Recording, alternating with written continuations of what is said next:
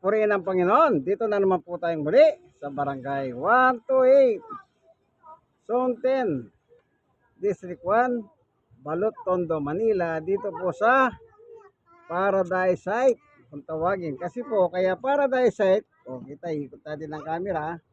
Jaran jaran, jaran jaran, jaran jaran. Yan.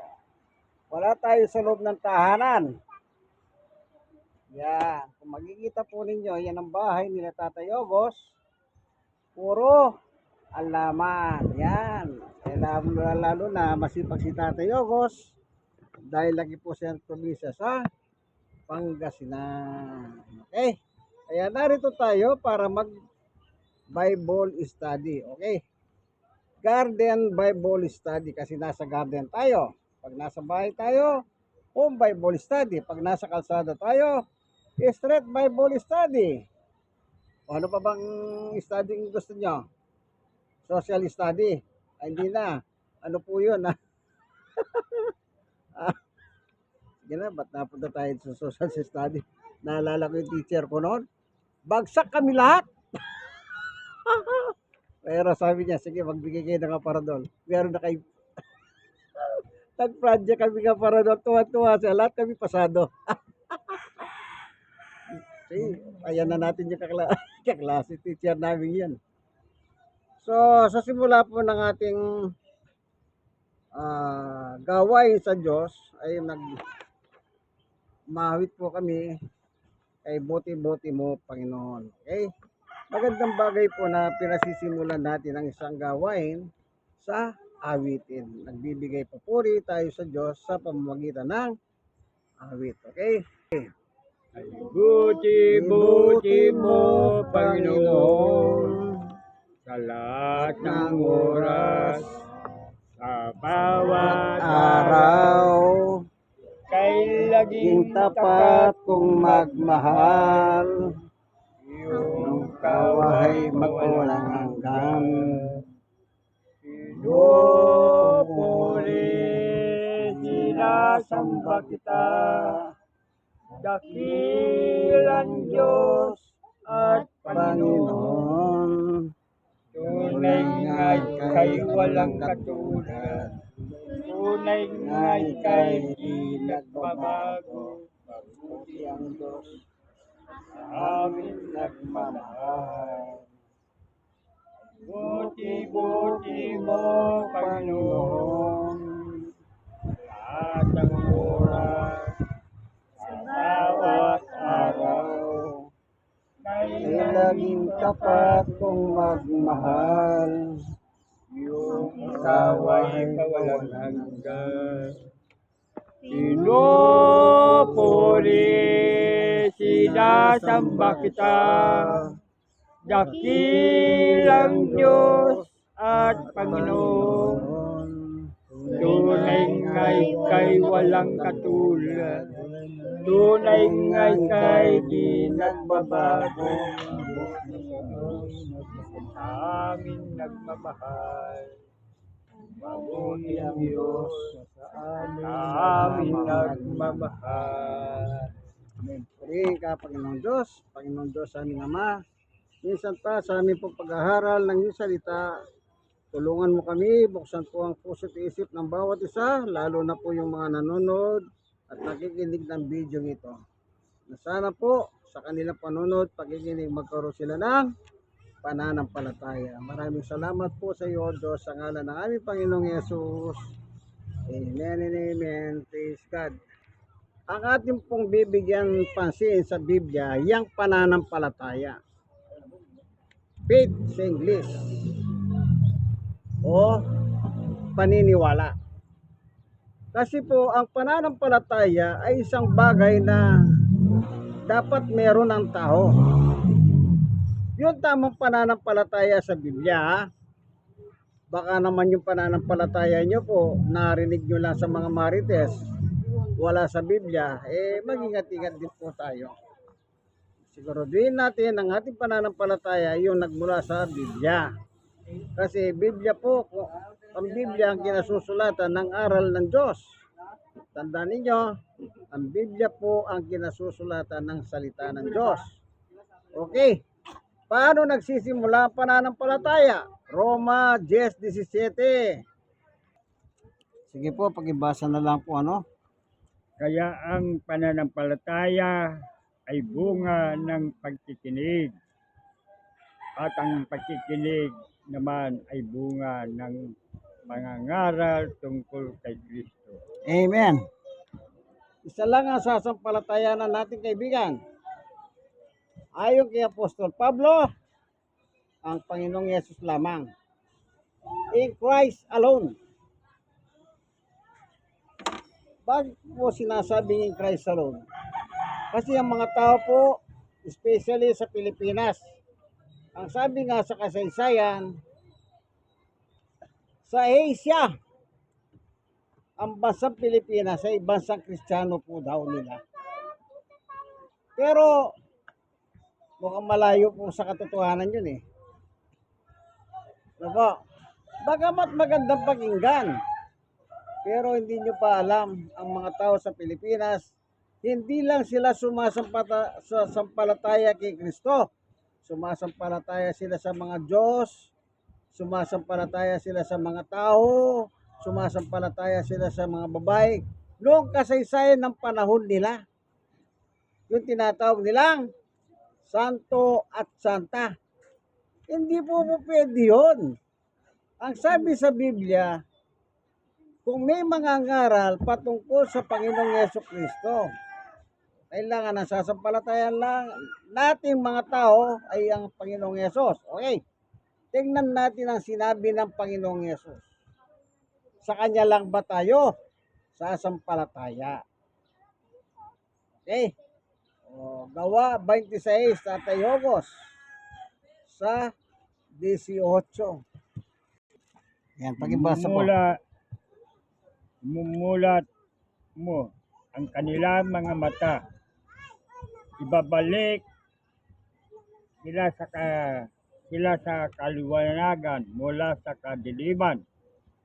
Ililigtas sila na sa kapangyarihan ni Satanas at ibabalik sa Diyos. At sa pamagitan ng pananampalataya nila sa akin, sila ay patatawarin sa kanilang mga kasalanan at bibigyan sa lugar kasama ng mga taong ginawang banal ng Diyos. Amen. Ayan po ano. Ang sabi ng Panginoong Yesus kay Pablo, sa pamamagitan ng pananampalataya nila sa akin. Anong sabi ni Jesus? Patatawarin sila sa kanilang kasalanan. Kaya nga kung ang religion po, magandang reliyon. Hindi ako laban sa reliyon. Basta ang reliyon, ang tinuturo isa lang. Ang Yesus lang ng Biblia. Pero ang itinuturo ng isang reliyon, ang Yesus ng Biblia, ang dami niyang, anong sinasabi ng iba? Hindi naman Diyos yan si Yesus eh. Hindi na po sa Biblia yon. Unang-una, sino po ba ang Yesus ng Biblia? Tatay Hogos, San Mateo. Tignan natin kung sino ang Yesus ng Biblia. Chapter 16. Ito po ha. Unawain nyo lang itong babasahin ni Tatay Hogos. Kasi baka yung utak ninyo, iba ang magiging dating ha. Dito meron pong isang bagay na matutunan natin. Meron tayong bagay na matututunan dito, napakahalaga. Ayan.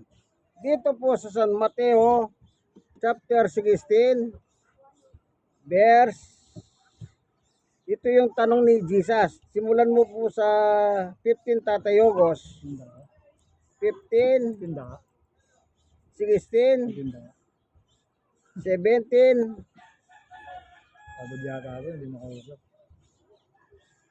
Ayan, hanggang 17. Tatay Hogos. Ito po si, ayan. Kararating na po ni Sister Auring. Biyaya ng Diyos, nakahabol siya.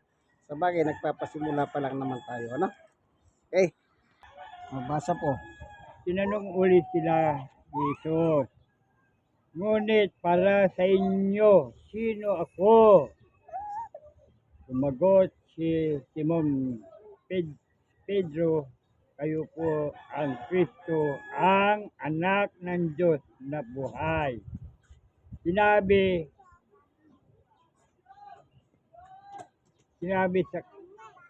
sa kanya ni Jesus, pinagpala ka, Simon, anak ni Jonas, sapagkat ang katotohanan nito hindi nahayag sa iyo ang sino man tao kundi ang ng ating Ama na sa langit.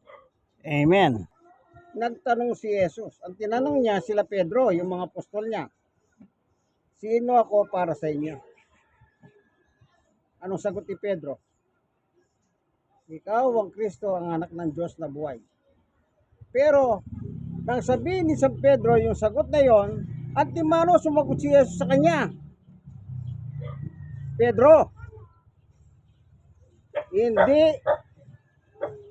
inihayag ng tao yan sa'yo, kundi ng aking Ama na sa langit. Kasi baka dagdagan pa ni Pedro ang sagot niya eh. Kasi siyempre bilang tao, baka kung ano sasabihin ni Pedro. Kaya antimano, sabi ng Panginoong Yesus, Pedro, hindi tinuro sa iyo yan. Yung sinabi niya, ng sino man tao, kundi ang aking Ama na sa langit. O, ano daw si Jesus? Ang sabi ng Diyos, siya ang Kristo, siya ang Mesiyas, at siya ang tagapagligtas na aking, anak. Anak ng Diyos. Ang Diyos mismo ang nagsabi, anak ko yan. Kung anak niya si Jesus, lalabas, magama sila. Yung iba naman kasi kung magturo, si Jesus daw, nang nasa langit, siya ang Diyos, nang bumaba. Ang dami nilang, kung isa po, nakakalito na lang talaga. Iba po yung tatay, iba po yung anak. Tingnan nyo po, nang manalangin si Jesus. Tingnan nyo ha, doon po sa 1:17, nanalangin si Jesus kung sino ang kanyang kausap. Ano po? Kung sino ang kanyang kausap. Habang ang Panginoong Yesus nandito sa lupa at nagtuturo at nagmiministeryo. Tingnan nyo po ang kanyang salita. Sa 1:17, 1, 2, 3. Sige po. Pagkasabi ni Jesus ng mga tao, ngala ka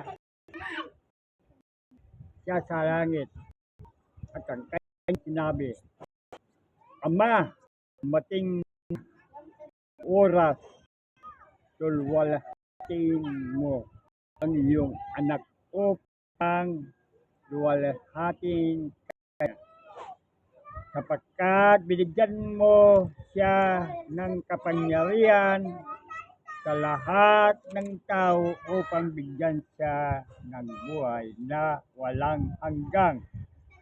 Ang lahat ng ibinigay mo sa kanya at ito ang buhay na walang hanggang. Ang makakilala ka nila na isang tunay na Diyos at ang Kristo ang iyong binugo. Amen. Di ba tumingala ang Panginoong Yesus, nanalangin siya? Kung siya yung Diyos sa langit, paano yun? Kaya alam nyo, yung mga ibang reliyon, ginugulo na lang nilang Biblia. Ang Biblia po kumpleto na yan. Hindi na dapat binabago yan. Sinasabi nila, nung bumaba daw sa lupa ang Diyos, walang naiwan sa langit. Sino yung kausap na kayo ng... kita nyo? Yun yung mga Trinitarian. Ano yun? Naglolokohan lang si Jesus. Kaya nga tumingala eh. Ama! Pero sa tinatawag na Ama. Po. Kaya yung mga religion, hindi ako laban sa mga reliyon. tama lang ang reliyon kung biblical talaga ang turo. Kaya lagi ko po sinasabi sa mga iba't iba kong Bible study, kung gusto nyo makinig sa iba, malaya kayo. Tiyakin ninyo, ginagamitan kayo ng Biblia. Kasi kung hindi kayo gagamitan ng Biblia, kung kwentuhan lang kayo, ano pinagkaiba ninyo sa mga marites? Anim, kahapon. Di ba? Three. Kaya sa Biblia po, iba po yung tatay, iba po yung anak. Kaya maging sa pananampalataya po, tingnan ninyo si Jesus.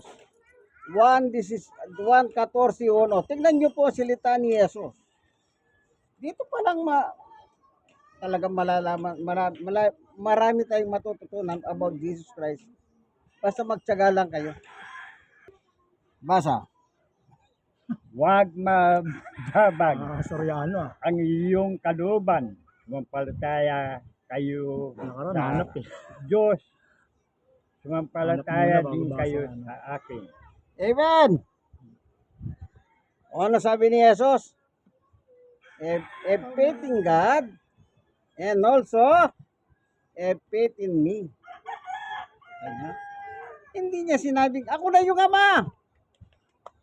Kaya kayong mga Trinitarian, medyo pwede ba magbago-bago na kayo? Ginugulod niyo ang Biblia. Huwag niyo na pong guluhin. Kumpleto na po ang Biblia. O ano pa?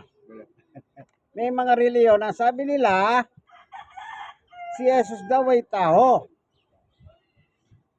Eh di kung tao pala si Jesus, lalabas ang Diyos sa langit, tao rin. Di ba? Father and Son. Mateo 6:9. Basahin mo nga yung Tatay Ogos. Si Jesus po nagsasalita dyan. Basa. Ganito kayo manalangin. Ama namin na sa langit, sambay nawa iyong pangalan. Amen. Oh. Ano sabi ni Jesus? Ama namin nasa langit ka. Hindi ba doon sa chapter 17 nung tumingala si Jesus sa langit, ano sabi niya? Ama! Yung ama niya nasa langit. Oh. Kita nyo? Ama. Eh nasa langit. Pagkatapos sasabihin nyo si Jesus tao. Eh, ano yung ama niya sa langit? Tao ba yun? Meron bang tao sa langit? Walang tao. Kaya kung ipagpipilitan ninyo yan, na si Jesus tao, hindi naman ako kontra na si Jesus tao. Kasi siya mismo nagsabi sa King James Version, ako'y tao na inyong gustong patayin. Oh. Naniniwala ako doon. Pero hindi lang yun ang talata ng Biblia. Kayo naman, masyado naman kayo selective eh. Sabi ni Pablo, si Jesus na tao na tagapagitan sa Diyos at tao. Naniniwala rin ako roon. Pero hindi lang doon ang aking paniwala. Lahat na nakasulat sa Biblia patungkol kay Jesus, wala po akong tinatapon, kaibigan. Oh. Sulat na eh. Maliwanag. Pinagpipilitan nyo tao. Ano sabi ninyo? Nagsimula daw ang Yesus nang ipinanganak ni Maria. Oh, di ba? Mali yan. O patutunayan ko sa inyo ha, na si Jesus kasama ng Ama. Baka kala nyo walang talata niyan. Hindi po ko galit, nakangiting ako eh. 1:17, 1, 2, 3. Oh, sige, basa po. Nang pasimula ay naroon na ang salita. Ang salita ay kasama ng Diyos at ang salita ay Diyos. Sa pasimula ay kasama na ang Diyos ang salita. Nilikha ang lahat ng bagay sa pamagitan niya at walang anuman nilikha ng hindi pamagitan niya. Amen. Ayan o, maliwanag. In the beginning, kasama na siya ng Diyos. yung salita at ang Diyos magkasama. Ba, salita ito yung Diyos magkasama. Sa verse 2. Sino yung salita ngayon? O pangangalanan natin. Tatay August, punta ka sa verse 12. 1:12 ay 14. Diyan makikilala na natin ngayon sino yung salita nakasama ng Diyos mula sa paglikha o creation. 12. Ito sila. 14 po. Sige po, Tayo August. Naging tao ang salita at naninirahan sa piling namin. Nakita namin ang kaluwalhatian tunay sa kanya bilang kaisisang anak ng Ama. At siya ay puspos na kagandaan loob at ang katotohanan. Sige, meron kadugtog din eh. Wala po eh. Ah, So, ang sabi niya, sino yung salita? Ulitin mo, Tatay August. Lakasan mo ha. tambal. Ito nakapas ulit. Ito. Yung 14. Naging tao ang salita at naninirahan sa piling namin. Nakita namin ang kaluwalhatian tunay na sa kanya bilang kaisang anak ng Ama. Amen. Siya, Sige po. siya ay puspos ng kagandaan loob at ang katotohanan. Amen. Sino ba yung kaisa-isang anak ng Diyos? Si Kibuloy? Yung loko-loko yun eh. Yung lahat ng papel ni Jesus sa Biblia, kinuha lahat. Hindi kayo makakapunta sa kingdom kung hindi kayo dadaan sa akin. Ako ang pipirma. Ayun, nakakulong. Rapist pa lang loko-loko. Yung bugtong na harak sa Biblia, walang iba kundi si Jesus. 1:16. Oh. Naiiwan namin. Oh. Siya lang po. Kaya yung kaisa-isang anak na yan ng Diyos, yan ang sasampalatayanan natin. Yung Jesus ng Biblia. Hindi ako sino. Alam niyo po, kaya kuminsan nagkakagulo po ang mga reliyon. Bakit nagkakaroon ng debate? Kasi iba-iba kanilang interpretasyon sa Biblia. Huwag nyo na pong interpret, basahin nyo na lang. Tagalog na lang ang Biblia eh. Nagkakagulo pa kayo eh. Huwag kayong, yung kasi mga ibang reliyon, ay, gusto ko, ganitong reliyon. Alam nyo po, nung minsan meron akong nakausap na ganyan. Nang wala na may sagot, alam nyo anong sagot niya? Ay ba, gusto ko yung lumang manuskripto. Alam nyo, nasagot ko. Sige, hanapin mo. Pag nakita mo, basahin mo sa harap ko. Alam nyo po, yung ano pang gusto nila, original daw, yung matandang alam nyo, kahit makita nyo yun, hindi nyo magagalaw kasi, ito ha, pag ginanyan nyo yun, mapupunit na. Kaya pag nakita nyo sa museum yun, makikita nyo lang po, hindi nyo na magagalaw. Sobrang lutong na po yung papel nun. Buti nga meron naka-reserve eh. Na-preserve pa. Meron pa silang nahabol. Pero maghanap ka pa ng matandang manus. Sabi ko, pag nakita ko, dalhin mo rito, basahin mo. Ewan ko kung mababasa niya yon. Hindi na niya mababasa. Sabi ko, maraming Bible na translate sa Tagalog, sa ating lingwahe, sa iba't ibang panahon. Sinusunod nila sa panahon natin yan para hindi tayo malito. Bakit hindi mo papaniwalaan yan? Kaya ang Yesus ng Biblia, yan po dapat ang pinagmamalaki natin. Eh bakit?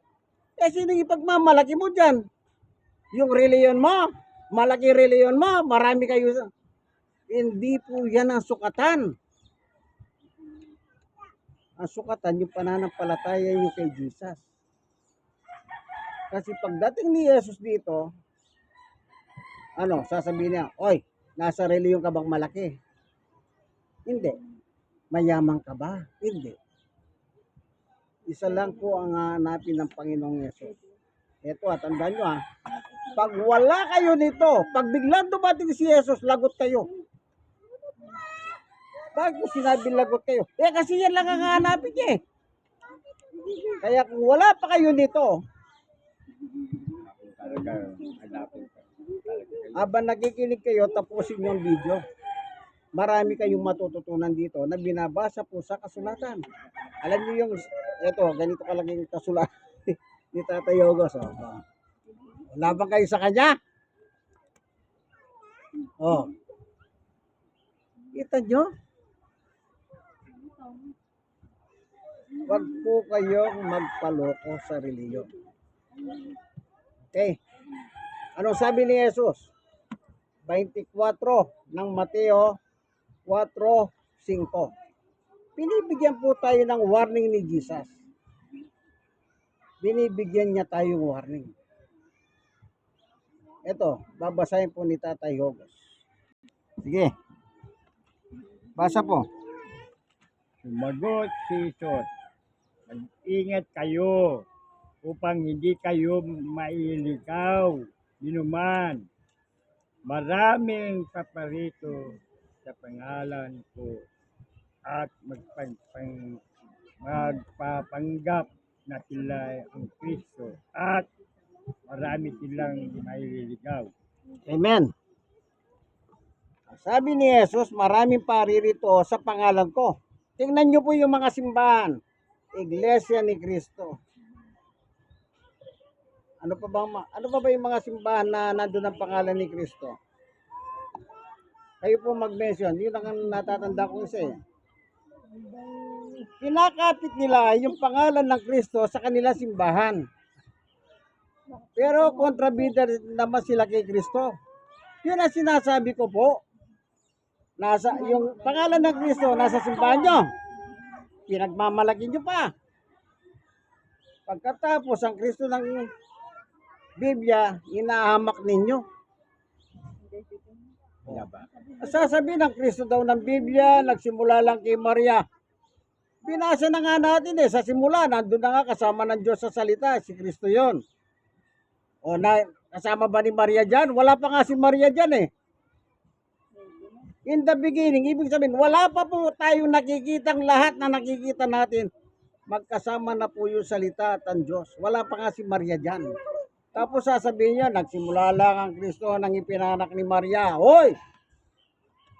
Magtigil kayo.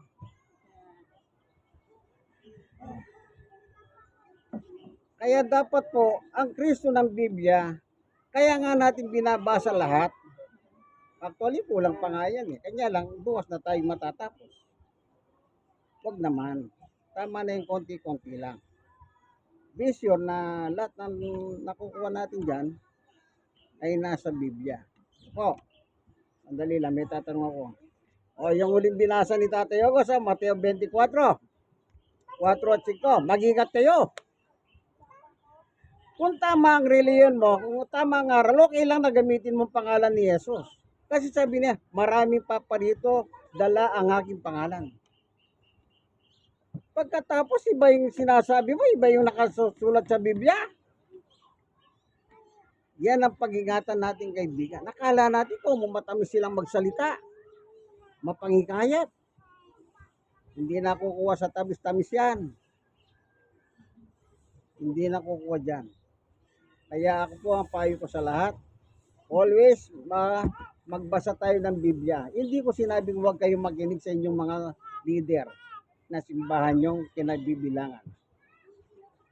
Magbasa kayo.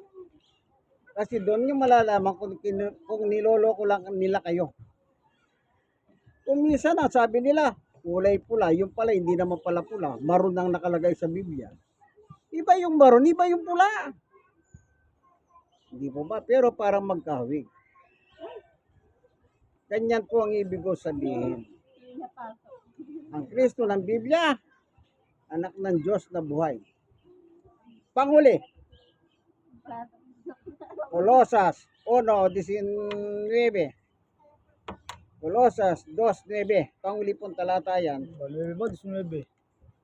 9 naman huling binanggit mo, 9. Magulo si Brother Huwag Marlon. magulo eh, binago mo eh. O nagbabago pala. Colosas 1:19. Pagkatapos doon, punta kayo sa Colosas 2:9. Malinaw. Basa na po.